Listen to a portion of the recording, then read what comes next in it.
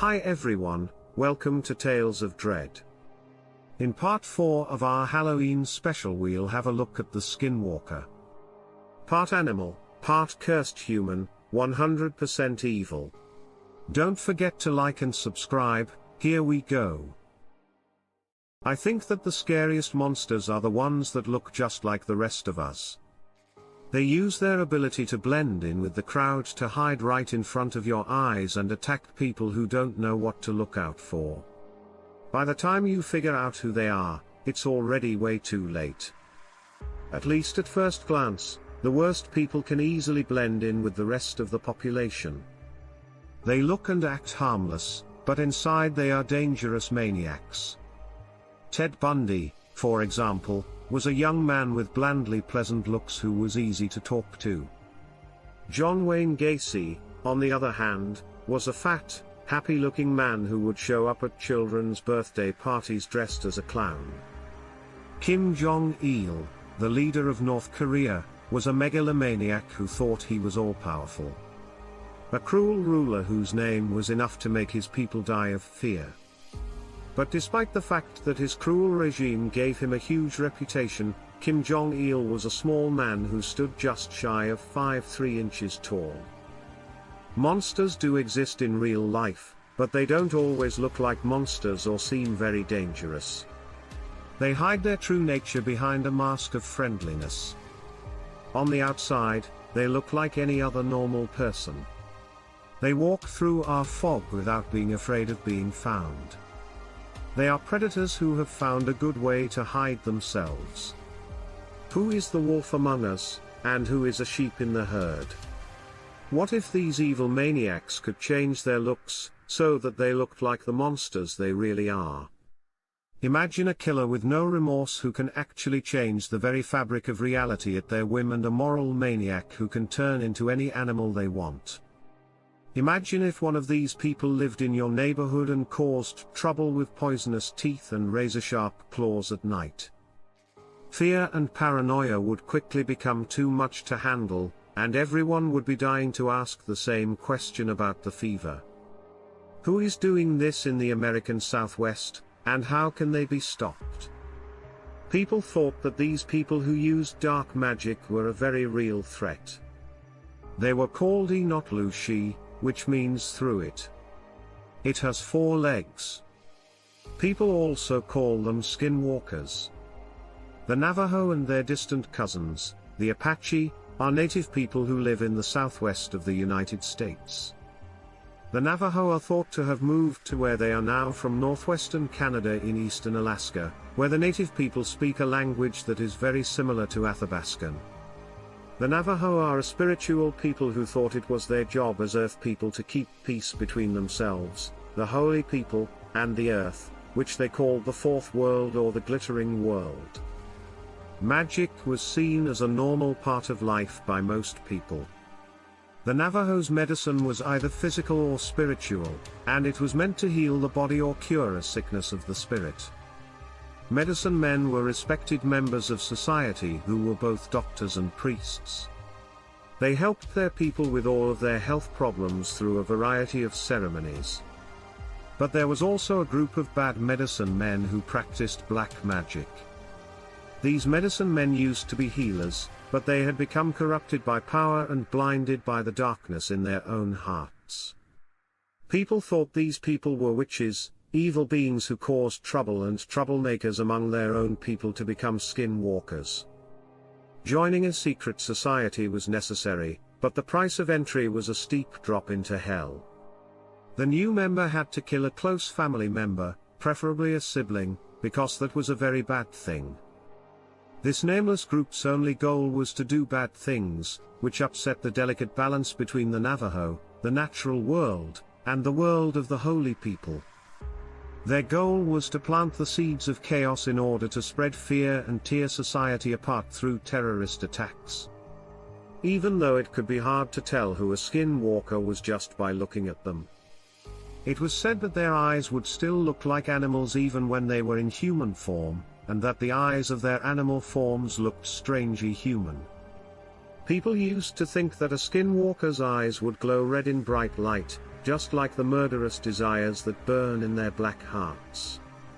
Often, they wore the skin of the animal. Most of the time, they tried to look like a predator's height. Because of this, the Navajo only wore the skins of the harmless grazing animals they hunted or raised for food. Wearing the skins of animals where predators hide as clothing could lead to accusations of witchcraft, which could have very bad results for the accused. The traditional teachings both guided and ruled their lives. The White Shell Woman, a holy female deity, and the DNA Holy People, who were also holy spiritual deities, gave the DNA this set of beliefs. The whole cell philosophy was part of this complicated set of beliefs. It says that people can be self-empowered by having the right thoughts, words, and actions. As Gary Witherspoon explains in his work, hustle is both a way of life and a state of being. It is the central idea of the Navajo worldview, and it means everything that is good and refers to an environment that includes everyone. It is both the state of perfect health and the journey that one must take in order to reach enlightenment. The Navajo were very sure that it was possible to communicate with the supernatural world to make changes in the physical world. Ideally, this communication would help people's lives, but it didn't always work out that way. Skinwalkers are interesting mythical monsters because they aren't really monsters in the traditional sense. Instead, they are people who are skilled in traditional Navajo medicine, but have chosen to practice black magic instead of staying on the path of peace. Once a Skinwalker joins the Secret to Skinwalker cult and gets their forbidden powers, they can break all the rules of physics and reality. They are said to be able to fly or become invisible to the naked eye. They can also take over people just by looking into their eyes. Being a man, a beast, or even an insect, the Skinwalkers can take control of their bodies and use them like living puppets. The unfortunate person who gets body jacked by a Skinwalker is forced to do what the witch tells them to do, no matter how bad the task seems to the victim. They can do terrible things without ever being at the scene of the crime, which keeps their fellow villagers from suspecting them. A single Skinwalker was bad enough. But as a coven, these witches were thought to be able to combine their powers and send their evil attacks over long distances, unrestrained by the moralistic ideas of hustle. A Skinwalker coven is free to use their spiritual abilities in any way they see fit, like perfect humans with a lot of power and no accountability. In the Coven of Darkness, they always end up doing a wide range of bad things, from general mischief and theft to complete chaos and murder. Medicine men used this power to help their people, but Skinwalkers used it for their own benefit. They were often blamed for all the bad things that could happen to people in a Stone Age society, from sickness and crop failures to stillbirths and unsolved murders. Skinwalkers were easy to blame for bad things that happened in society and in nature. They were the scary things that lived among them, a constant threat of bad luck, pain, and death. How can you fight against someone who has so much power? Skinwalkers were notoriously hard to kill. Most of the time, a medicine man with a lot of skill would be needed to kill a Skinwalker. One who knows spells and rituals that can turn a Skinwalker's evil back on itself. Most people who try to kill a Skinwalker in a physical way fail. As the Skinwalker can use magic to stop guns from firing and make arrows fall from the sky. The tip of the bullet or arrow must be covered in white ash, and it must hit the target in the neck. If it goes in anywhere else, it will pass through the Skinwalker's body without hurting it. If it gets hurt but still gets away, the Skinwalker will get the same wound. In European folklore, this is called sympathetic wounding, and it happens when a person hurts someone else. This leaves a clear mark on the creature and makes it easy to find. If someone knew who a Skinwalker really was, they would have to say the witch's given name out loud and then accuse her.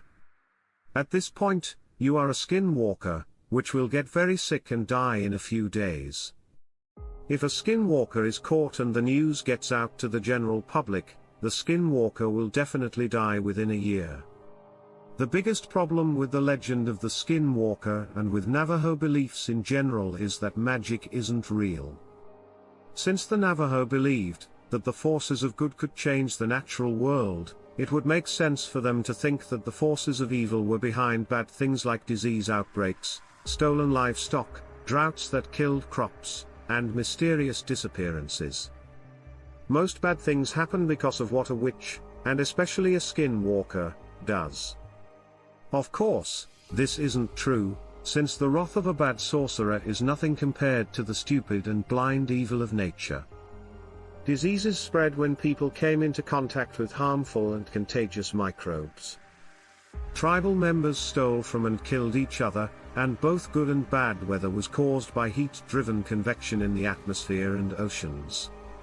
But most Navajo people didn't know these things, and even if they did, it's a fact that germs, the weather, and human nature aren't good reasons to blame when you're angry or upset. People want to get back at those who caused them pain, if that makes sense. But how can a crazy weather pattern be punished? How can you fight a virus that can't be seen with the naked eye? There are some similarities between skinwalkers and the European legend of the werewolf, but in most ways they are very different. Skinwalkers are evil and can change their appearance whenever they want, while werewolves are tragic figures who are forced to turn into wild, irrational animals every full moon. Bulls, on the other hand, could be seen as a sign of fear, specifically the fear of tragedies that people can't stop. On the other hand, it could mean that they are afraid of the bad intentions of their friends and neighbors that they don't know about. To quote the 1930s radio superhero show The Shadow, who knows what evil lurks in the hearts of men in a pre-tech society where a deep cut in your flesh could mean your death? You will worry a lot about the idea that someone you know could be plotting against you in secret. Even though the Navajo religion stressed the importance of living in a moral way, they were well aware of the evil that could be in the hearts of the people they depended on for their daily lives. This would be a hard pill to swallow because they would need a scapegoat for the bad things that nature, chance, or even their own people had done to them.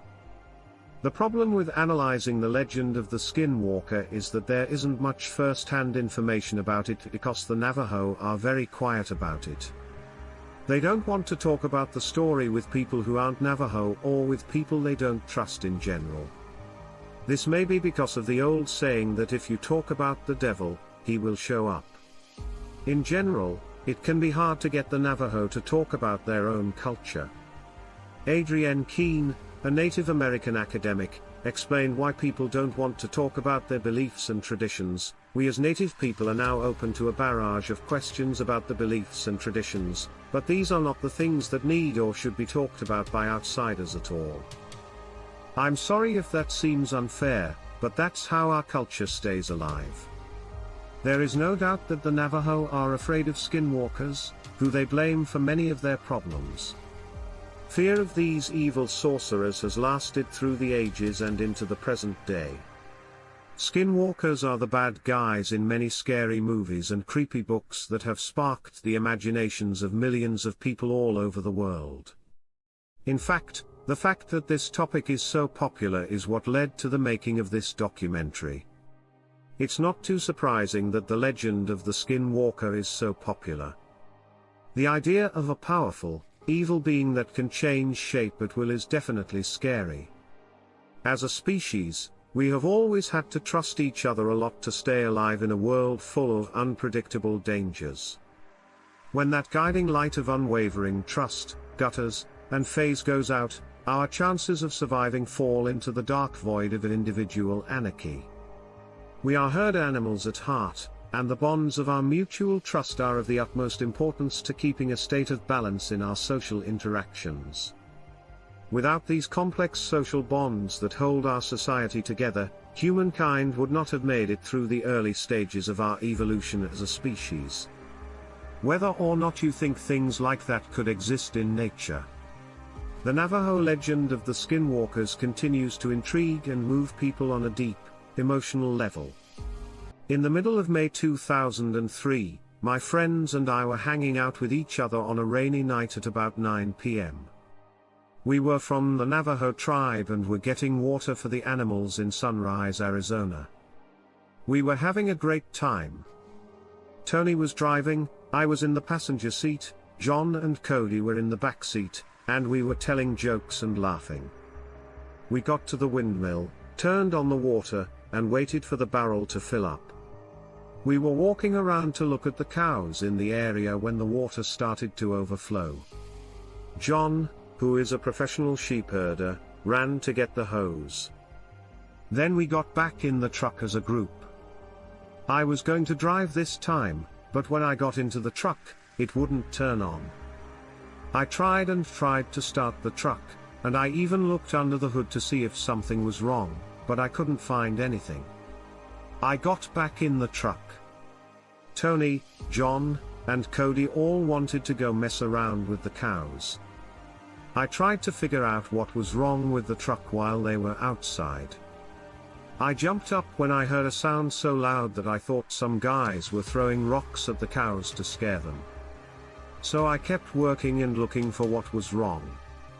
I got out of the truck and told the guys to stop doing that when I heard the sound again. When they got back to the truck, they started to come back. I asked if they had thrown rocks at the windmill, and they all said no. That's when I got the chills.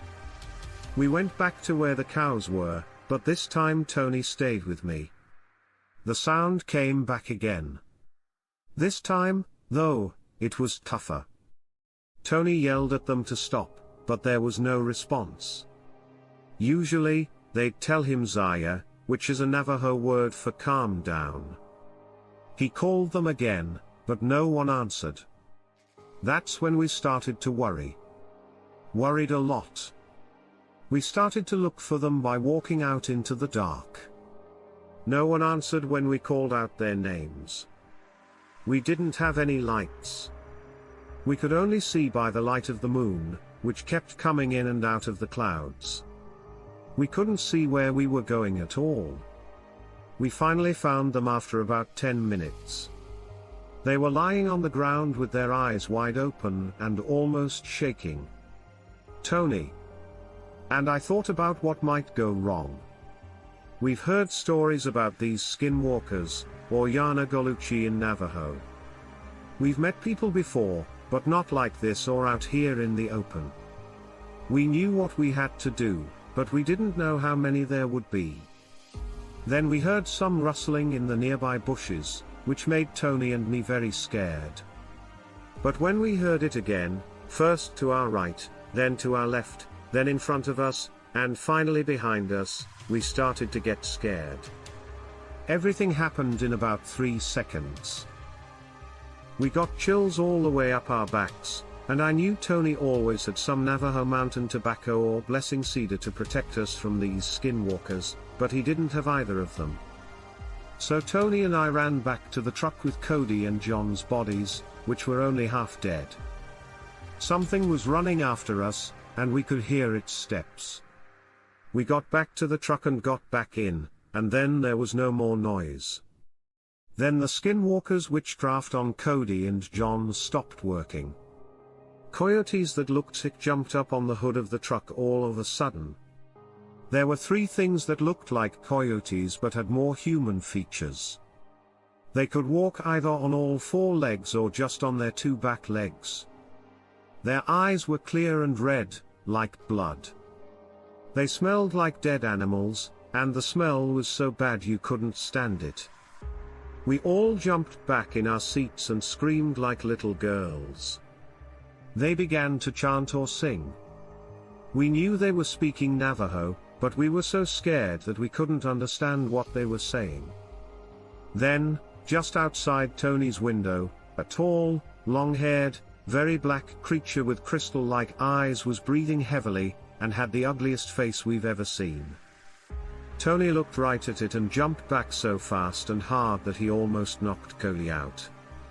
Something that looked like powder came through the window and landed on us. We all started to calm down, and slow down our breathing. After a few seconds, it was quiet. We started knocking out one by one, and the next thing you know, it was done. The next morning, we woke up in Tony's bedroom, face down but head up. We never found out what happened to the Skinwalkers, but we had a series of ceremonies that were meant to protect us from the sickness that the Skinwalker had put on us. The medicine man told us that the people who hurt us did so because they were jealous. They were envious of us because we had so many things and had done so many great things. So, we turned their power against them so it would hurt them, and the witchcraft they put on us was supposed to get them back. After the ceremonies, Tony went back to his house, and his mother said that we just walked in the door at 1:30 a.m. that night. I went to my room after getting a glass of water. She also said how quiet we were. She thought we had been sleeping all night. We still hang out, get water, and take care of the animals, but we will never forget what happened that night. When I was about 12 years old, my father and I were driving from Window Rock on a road. This road is on the Navajo Nation and goes from I-40 near Sanders, Arizona, in the direction of Arizona. All of the reservation is trees and high desert, and there aren't any houses or running water for miles. My dad and I were driving south around 2 a.m. when it started to snow. About 40 minutes after leaving Window Rock, my dad and I saw a woman standing by the road without shoes or a jacket. She was about 25 feet from the road when we saw her. When we saw her, she didn't even try to hitchhike or look back to see who it was. She kept walking as though nothing was wrong. My dad then says, "Damn, she must be cold." I started to laugh because I thought she might be drunk. I mean, she was walking in the middle of the night in the middle of nowhere. My dad pulled over for her, but she kept walking, so he called out in Navajo and English, "Hey, do you need a ride?" When my dad yelled, she slowly turned around to look at us, but her long hair covered her face so much that you couldn't even tell what she looked like. She had a mop head because her hair just covered her whole head. She moved toward us slowly, stepping on rocks, branches and snow. She walked up to the side of the truck where I was sitting and stood by the window looking at me for about 15 seconds. My dad told her to open the door and get in the back. But as soon as I opened the door, she took off running into the dark forest. My dad and I were shocked because it was cold and there was no one around for miles. So I just shut the door, and my dad shut it after me. We just left and wondered what the hell was wrong with her. Because she looked like any other person, my dad's friends who lived within 5 miles of the area were shocked when he told them what happened. They asked if her hair covered her whole head and if she was wearing shoes. And my dad was like, yeah. Then they told him that the woman wasn't real, she was a ghost. Both my dad and I didn't get it. We were like, what? She did look like a real person, though. Well, my dad's friends weren't surprised because Navajos are used to hearing weird stories like that and meeting strange people all over the reservation. Small black square, small black square, small black square, small black square, small black square, small black square, small black square. I'm from Gallup, New Mexico, but I live in Oklahoma. Anthony and Alicia, my son and daughter, had just moved here from Gallup. They rented a house in the same town where I live. So my aunt and I drove back to Gallup to get their stuff out of storage. It was the start of March, and there was a lot of wind. We pulled the horse trailer behind the pickup. It was empty on the way there, and we can only drive 45 to 55 miles per hour without the trailer starting to swing all over the road. So a trip that usually takes 11 hours took only 7. Well, you guessed it, we were on the road for about 17 hours. West of Albuquerque, New Mexico, on Interstate 40. There are now more than one Indian reservation there. Anthony was driving late at night. He had to go to the bathroom badly, so he got off the highway at the bottom of 9 Mile Hill, west of Albuquerque. He went around the gas station because it was closed and a few big trucks were parked in front of it. I told him not to stop there because I saw someone standing next to the trash can. He stopped a little farther away, and when we looked back, there was no one there. I thought I might have been tired and seeing things. I told him to hurry because something didn't feel right. He agreed. When he got back in the truck, he said it felt like someone was standing behind him while he was peeing. He didn't want to look back, so he ran fast and jumped in the truck. My son started driving west again on I-40, maybe another 10 miles. He began to slow down. There was a car in the middle of the road, quite a ways in front of us. We could see the brake lights, and the car looked like it was in the middle of the road turned sideways. When I saw what my son was doing, I asked him what was going on. "Hey, are you looking at that car?" he said. When I looked again, it was driving perfectly down the road as if it had never stopped. I told my son to get off the road to the side. I asked if he was tired, and he said that he was. So we both got out of the truck to switch places. I walked around the front of the truck, and Anthony walked around the back and stepped over the trailer's tongue. Just as I got into the driver's side, a car went by. I looked at it as it went by, and I saw a man standing on the pavement right next to the tail lights. He was on all fours, with his hands and feet on the ground. A buckskin was wrapped around him. It looked like he had just jumped off the back of that car as it went by. He was gone the next second. I thought I was seeing things. I was getting very tired because it was getting late. On the other side, my son got in, and I drove down the road. I didn't say anything about what I saw, but I did look in my rearview mirror to make sure the trailer wasn't moving.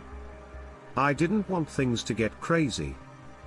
When I looked back, I saw something on the trailer flapping in the wind. It looked like the bottom of a jacket or maybe the bottom of the buckskin that was draped over the man in the road.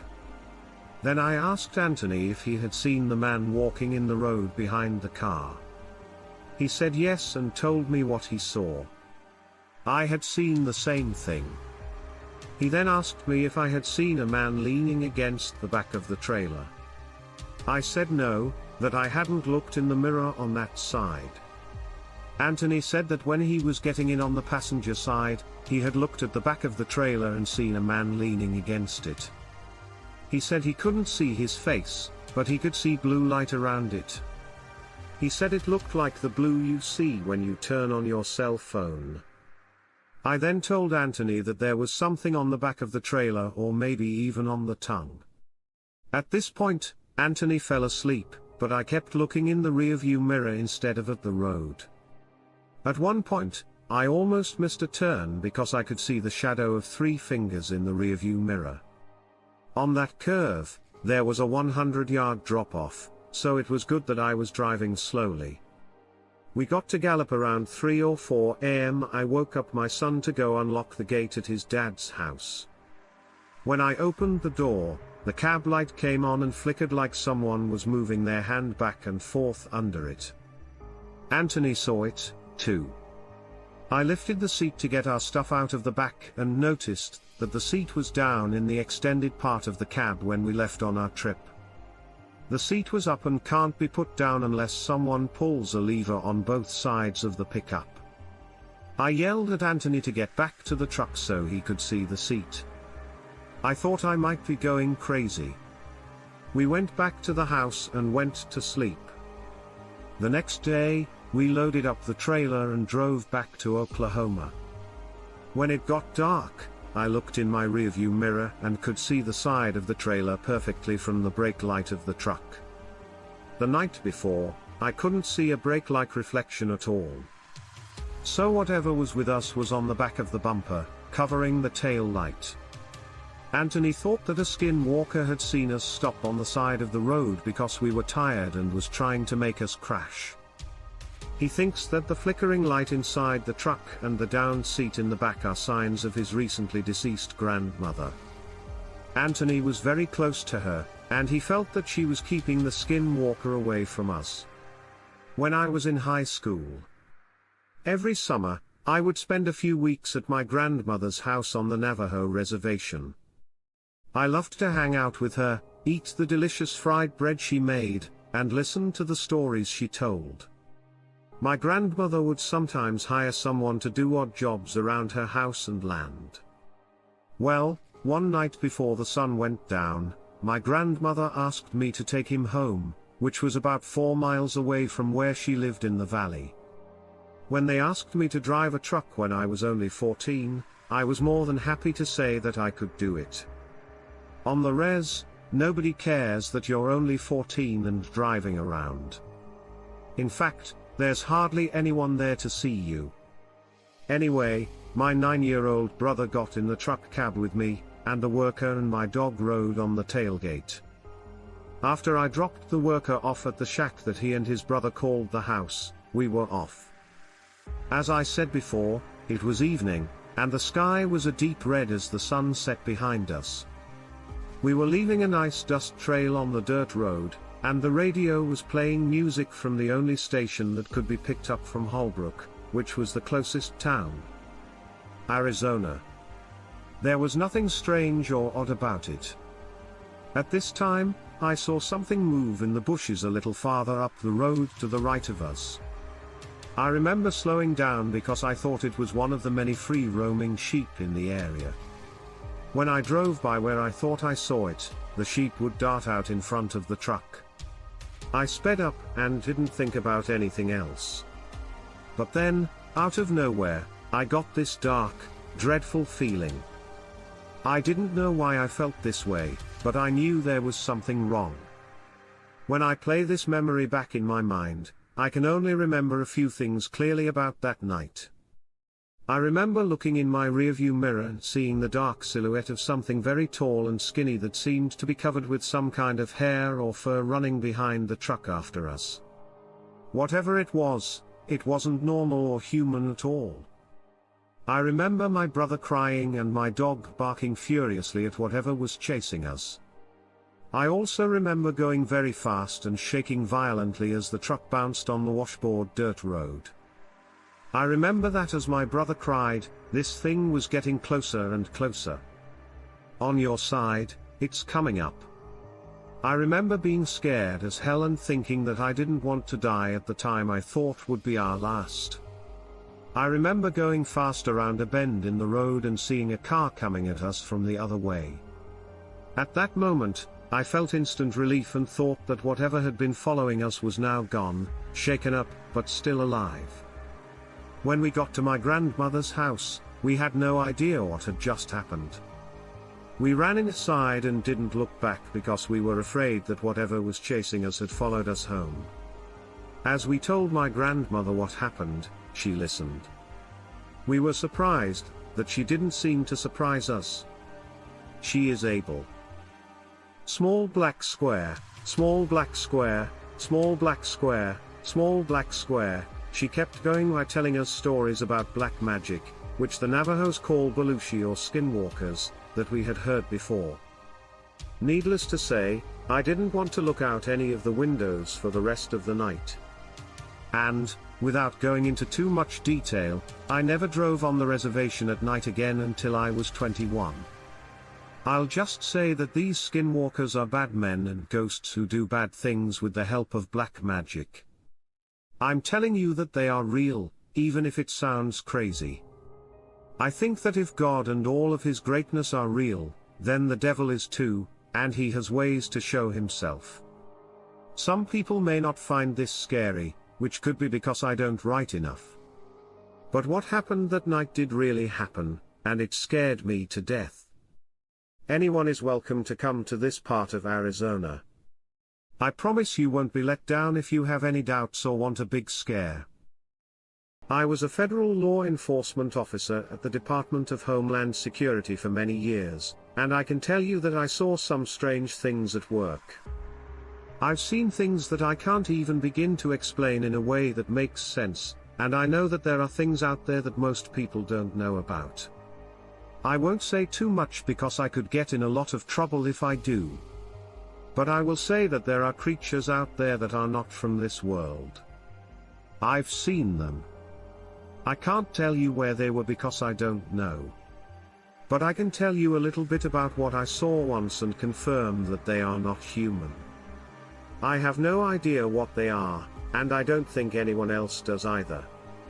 But I can tell you that the government knows about these things and is doing everything it can to hide them. They don't want the public to know because they're afraid that people would start shooting at anything that moves. I don't blame them for trying to keep it a secret, though, because the truth is basically mind-boggling. In this world, we are not alone. We don't yet have the technology to understand everything out there. They live among us, but most of the time they don't tell anyone. If you haven't seen them for yourself, you won't believe me. So, the story I think I can tell you happened about 12 years ago when I was riding home from a particularly hard day at work. I had been driving home for about 5 miles on the 4-lane road I usually take when I saw a dark figure on the side of the road. It was standing on the side of the road with its back to the oncoming traffic and its head turned away from the road. To get a better look, I slowed down to about 20 miles per hour and rolled down my window. When I got close enough to see it well, I couldn't believe what I was seeing. Up close, I could see that it was very tall and very thin, with long arms that almost reached its knees but a small head. It looked like a tall man wearing a long coat, but I could tell that its body was different than a man's.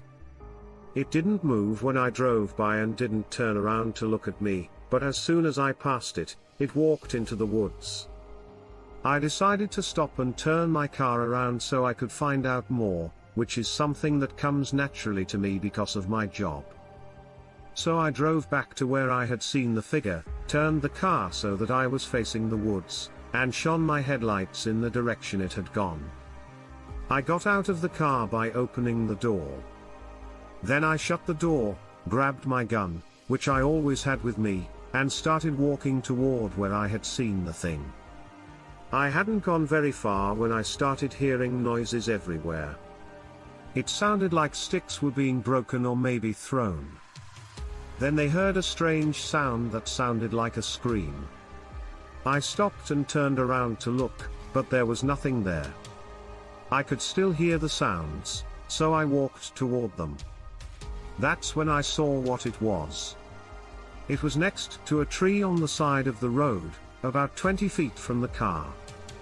I had no trouble seeing it. It looked like it was wearing a long coat that reached below its knees. It was probably 8 or 9 feet tall, and its head was smaller than the average man's.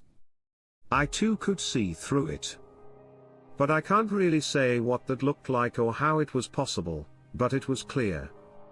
If that makes sense, he wasn't really there.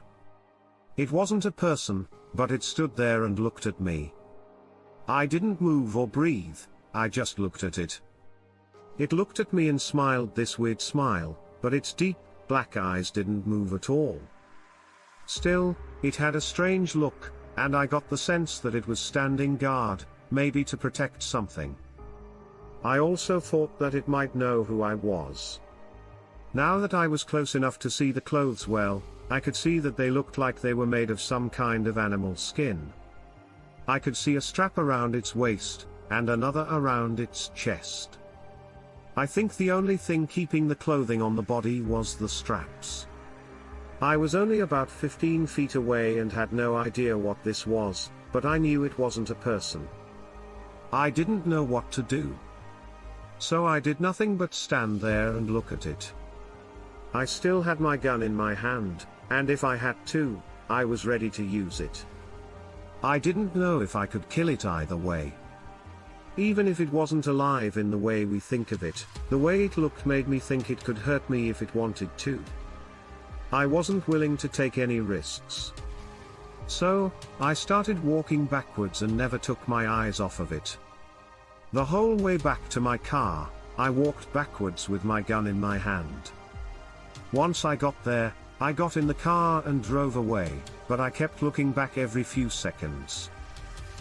What I saw that night is something I'll never forget. I don't know what it was, but I know I saw something that shouldn't have been there. I also have a sneaking suspicion that it knew who I was and that I'd be driving by on August 22, 2018. I've always hated the woods, and if I hadn't had my dogs with me, I never would have gone near them that late at night.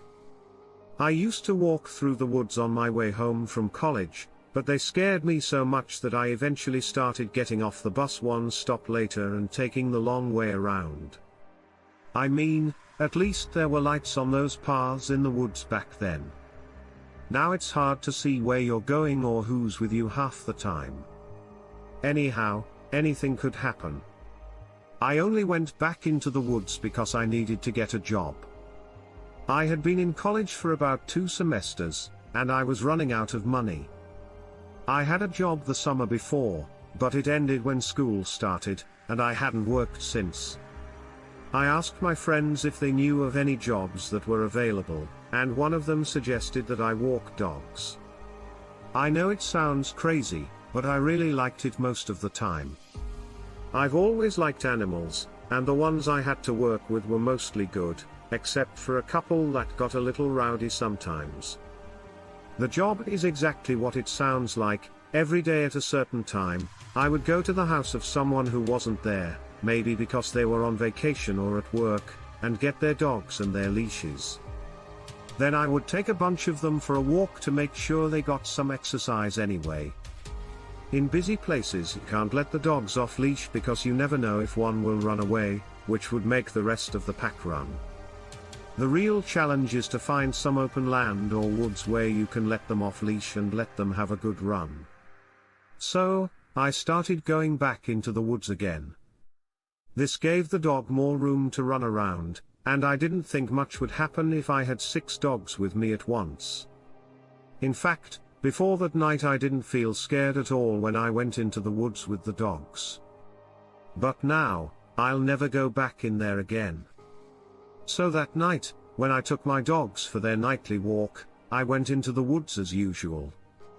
I let the dogs off their leashes, and most of the time they stayed close and just played, jumped all over each other, and sniffed around like dogs do. Then, though, something happened. It's strange because you'd think that only loud sounds and noises, like when a balloon pops or a car backfires, would get your attention. But have you ever thought that the same thing happens when there are no sounds? You become very aware of things like when a sound that should be there stops or goes away. Well, that's what happened to me at least. The dogs had run ahead, but I couldn't hear them after a minute or two. That was strange. Dogs are not the quietest animals, especially when there are several of them together. All of them are barking and making noise. But all of a sudden, it was like they had vanished from the earth. All of a sudden, there was no sound. At this point, I was getting a little scared, so I walked with a little more care. As I turned the corner, I saw them all together. The dogs were all lying on their backs in the middle of the path, with their bellies showing. People who know dogs know that this isn't just because they want their bellies rubbed. It's a sign of submission, like when the weaker dogs do it in front of the alpha dogs. I wondered what the hell they were doing, but then I saw it. It wasn't a dog or a man.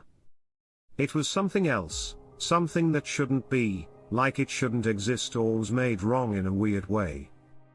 I thought it looked almost stretched, like it had been pulled too hard when it was made for almost a whole minute. I just stood there, frozen, and my legs wouldn't move. I just stood there and looked on. It came out of the trees on one side of the path and into the clearing. It walked with long steps like a man and stood on two legs like a human would, but those legs weren't human at all.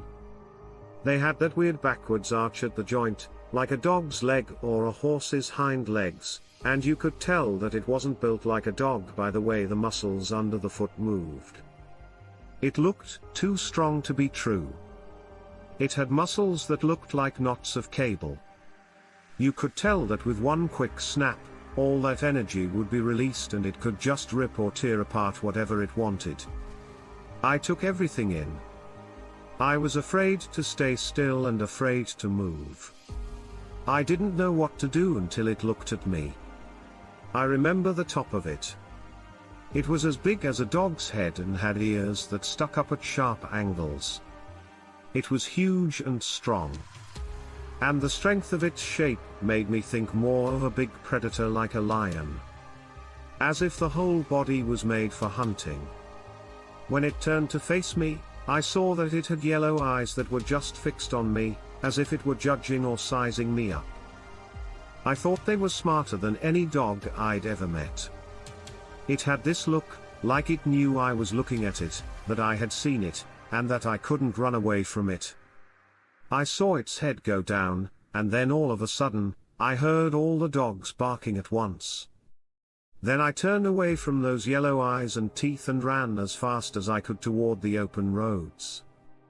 The dogs were dragging their leashes behind me, and I was pushing with all my strength. I had to get back to the road, to the light, to safety, and to people, knowing the whole time, just as it did, that if it chased me, if it chose to come after me, I was dead. Luckily, it didn't, and now, as I'm sure you can guess, when I have to take the bus home, I take a different route. One that gets me as far away from the woods as possible. Cumberland, Maryland, April 1997. We got a new security system for our house a few months ago. It has two cameras that are mounted. One was on the doorbell, and the other was a camera with a motion sensor that watched the backyard. We didn't live in a bad neighborhood or anything, but people did sometimes steal packages from porches. We bought a lot of things from Amazon. We also had two dogs, and when the camera saw something move, it let us know. Soon, our dogs figured out that they could use the sensor in the backyard to tell us they wanted to come back inside. We lived in a rural area with a big yard, so we let them run around whenever they wanted. This new system was working pretty well until something started setting off our camera all night long. My husband or I would wake up a few times a week because of the little ding. It drove us crazy. We just turned off our phones at night at first. Even after the dogs were inside, we were still very interested in what was outside. We tried to watch the video, but it was dark and the picture wasn't very good, so we couldn't see anything clearly. Sometimes we thought we saw a blur at the edge of the yard, but it could have been a shadow or anything else. So we gave up and stopped paying attention to the alerts. One of our dogs came home hurt after a month. We were scared because he had some bloody cuts and bite marks. We took him to the vet right away to get him fixed up, and luckily, he was going to be fine. But just in case, the vet gave him a lot of shots. When we asked the vet what had happened, he didn't know. He said that the bite marks looked like dog teeth, but they were too big to be from a pet dog. After that, they didn't quite look like anything he knew for a while. We took a lot of care to keep them close to the house. We kept an eye on them in the yard at all times and didn't let them stay out for long. We also saw that the dog who had been hurt didn't want to go far from the house. We talked about different ideas, like putting a fence around a smaller area, but the dogs were active and loved to run. We decided to just wait and see what happened next. Since nothing bad had happened in months, we slowly started letting them stay out longer and not watching them every second. We hoped it was just a one-time thing, and for a while everything seemed fine. Then, one night, just before it got dark, we heard them barking like crazy. We ran outside and called them in, but at first they didn't come. Instead, they stayed at the edge of our property, barking and growling at something we couldn't see. We kept calling them. It took a while, but they did get home that night in the end. I left the volume on my phone. I have no idea why. I just wanted to know if there was anything out there that night, especially if it was the thing that attacked our dog. I couldn't sleep, so I kept looking out the window and checking the security system app. By 1 a.m., nothing had happened, so I went to bed. Luckily, I was only half asleep when the alarm went off, so I jumped up, grabbed my phone, and looked at the video. I saw that dark blur again. I was sure that something was out there. I woke up my husband, and he grabbed the only thing we had, which was a baseball bat. We went downstairs without turning on any lights. We looked out the window of the back door and kept an eye out for the black blur. We didn't turn on the light because we didn't want to scare anything away before we could get a good look. We didn't see it for about 10 minutes. But there it was, big and dark, walking way down at the far edge of the property. When I say walking, I mean walking upright like a person, not on all fours. It was so strange that we thought it was an animal, but we wondered if it was a person after all, maybe someone looking for things to steal. I thought that the thing in the backyard was the same thing that had attacked our dog, but now I'm not sure. We're a dangerous wild animal, and a strange person on the loose. How likely was that to happen? We kept watching, hoping to get a better look at the guy so we could tell the police something useful if we had to.